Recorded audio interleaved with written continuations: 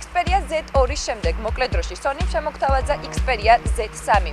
20.7 მეგაპიქსელიანი კამერის მქონე mini smartphone შემოსაზღვრულია ალუმინის კანტით. ახლა ვნახოთ, რამდენად ღირს დაეპატრონოთ მას, ან Z2-ის მფლობელებმა განახლებაზე იფიქროთ. Sony-მ აირჩია თავისი ფლაგმანების ნახევარწლიანი განახლების ტემპი, განსხვავებით ყველა მსხვილი მწარმოებლებისაგან, რომლებიც უშვებენ ფლაგმანებს წელიწადში ერთხელ. ახალი მოდელების გამოშვებას ასეთი ტემპებით არ უნდა ვიმედოვნებდეთ, რომ ცვლილებების რაოდენობა დიდი იქნება. ყოველი შემდეგი აპარატი აღიქმება როგორც წინამორბედის უმნიშვნელოდ გაუმჯობესებული ვერსია. Sony-ისთვის ეს სერიოზულ პრობლემას წარმოადგენს, ვინაიდან ასეთი აღქმა Z ხაზის ფლაგმანების გაყიდვას ართულებს, ხოლო ახალი მოდელების გამოშვება იწვევს ძველ მოდელებზე ფასის დაკლებას. ჩამოვაყალიბოთ რა შეიცვალა. გარეგნულად აპარატი თითქმის არ შეცვლილა, უყურებდა ხედავ ისევ იმ Sony Xperia Z2-ს. გვერდები უფრო მომრგვალებულია, მეტალიკური ჩარჩო აღარ არის მართკუთხედი და აპარატი კარგად ერგება ხელს. მტკნარ წყალში ამ აპარატით ცურვა თავისუფლად არის შესაძლებელი, განსაკუთრებით თუ მივხურავთ საცობებს წყალში ჩასვლამდე.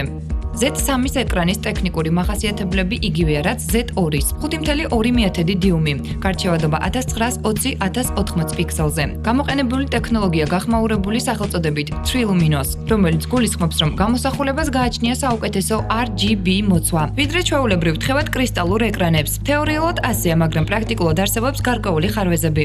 ტელეფონში ჩაყენებულია 3100 mAh-ის მოცულობის მქონე აკუმულატორი. ამ აპარატის აღწერილობაში Sony აღნიშნავს, რომ ის უზრუნველყოფს სრულყოფილ მუშაობის 2 დღეს. ამასთან 5 საათამდე აქტიური მუშაობის. პირველი შთაბეჭდილება იყო ფანტასტიკური.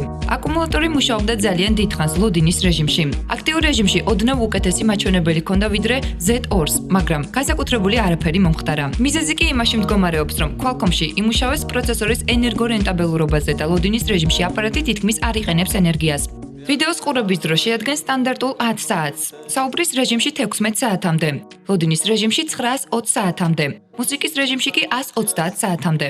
მოდელი აწყობილია Qualcomm Snapdragon 801 ჩიპსეტზე. ეს არის 4 ბირთვიანი პროცესორი, 2.5 GHz ტაქტური სიხშირით 1 ბირთვზე.